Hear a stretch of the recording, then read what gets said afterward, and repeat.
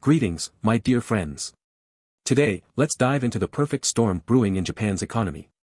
Rising labor costs are casting long shadows over business competitiveness, inflation is creeping into the average family's kitchen table, and interest rates may finally awaken from decades of near-zero dormancy. But the story doesn't stop there, oh no. You see, the deep interconnectedness of global markets, from Washington to Tokyo, means that decisions halfway across the world, like Trump's bombastic tariffs, can hit Asia's financial pulse like a thunderclap. Let's peel back the layers of this onion, expose the systemic roots of these troubles, and most importantly, what it means for you, whether you're a struggling worker, a business owner, or an economist watching in horror. It's about survival, justice, and reform, or Japan risks another decade of stagnation.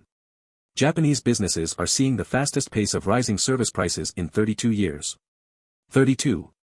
That's almost an entire generation of economic stability undone in mere months. Why is this happening? The Bank of Japan, BOJ, tells us it's about labor costs. Businesses are now transferring higher wages onto customers. This might sound like a simple matter of economics, but the truth is far messier.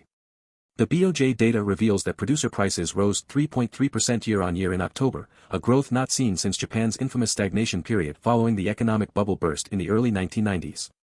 And no, this isn't good news, despite how some government representatives might spin it.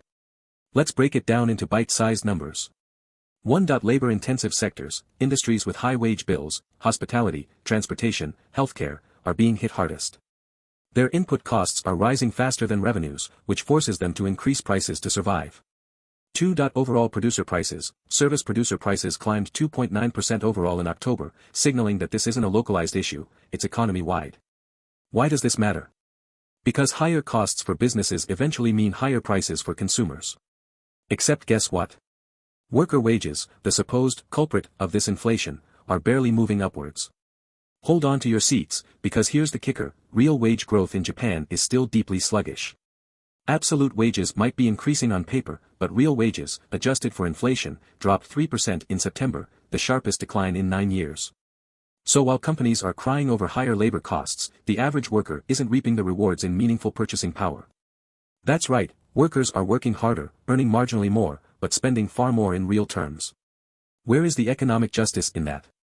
Now, let's bring in the Bank of Japan and their potential next move, a possible interest rate hike.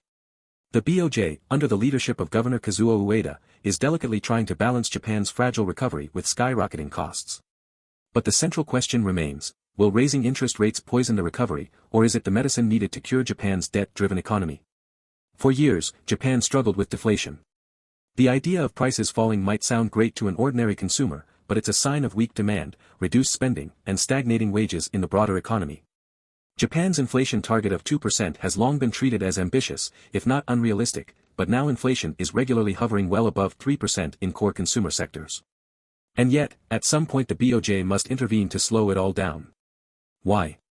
1. Corporate debt, Japanese businesses heavily rely on low-interest loans to grow and survive. Raising rates would crush smaller firms unable to service higher borrowing costs. 2. Government debt, let's not forget that the Japanese government is sitting on the largest public debt globally, 260% of GDP. Higher rates would wreak havoc on servicing those obligations. But Ueda has few options. Financial markets are already anticipating a rate hike as early as January 2024, and delaying action risks letting inflation spiral further. Global pressures, such as rising U.S. bond yields, are also compounding Japan's interest rate puzzle. It's a lose-lose situation.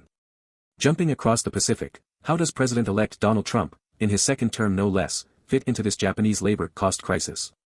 Well, Trump recently renewed his America First agenda with new tariff threats aimed at China, Canada, and Mexico. Why does this matter to Japan? Because Japan's export-driven economy is deeply intertwined with global trade flows. If trade tensions escalate globally, Japan could face serious ripple effects. Let's not forget that a huge portion of Japan's industrial output, robots, cars, semiconductors, is heavily reliant on international supply chains. Tariffs between the US and China cause disruptions that directly impact Japan's exports.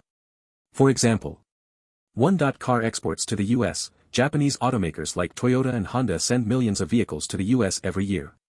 Increased protectionism hurt these exports in Trump's first term, and they're at risk again. 2. Semiconductors, with the US and China both hoarding semiconductor production capacity, Japan's high-tech exports face growing uncertainty. The global financial markets reacted poorly to Trump's tariff announcements. Asian markets dipped sharply, reflecting fears of another trade war. For Japan specifically, these uncertainties often mean a strengthening yen as investors flee to safe haven currencies. But here's the cruel irony: a strong yen crushes Japan's exporters by making their goods more expensive abroad. Simply put, a resurgent Trump spells global chaos, and Japan won't escape unscathed. History has a funny habit of repeating itself, doesn't it? Rewind back to the early 1990s, when Japan plunged into its lost decade, marked by debt overhang, slow growth, and deflation. Are the warning signs flashing again? Even beyond inflation and labor costs, Japan's economy is haunted by long-standing systemic problems. 1. Demographics. Japan's rapidly aging population means fewer workers and increasing pension costs, putting additional pressure on public finances. 2. Productivity stagnation. Japan remains hamstrung by low productivity growth compared to other developed nations, despite being a technology powerhouse. 3. Zombie companies. Easy lending policies have propped up zombie firms for decades, companies that are unproductive but continue limping on thanks to cheap credit. The elephant in the room, as always, is Japan's mountain of debt. Forget flashy headlines about rising inflation for a moment. Debt sustainability is Japan's Achilles heel.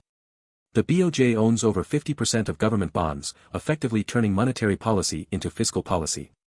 But this can't go on forever. Without decisive structural reforms, Japan risks a debt default, or worse, never breaking free from its stagnation cycle. So, with all this doom and gloom, is there a way out?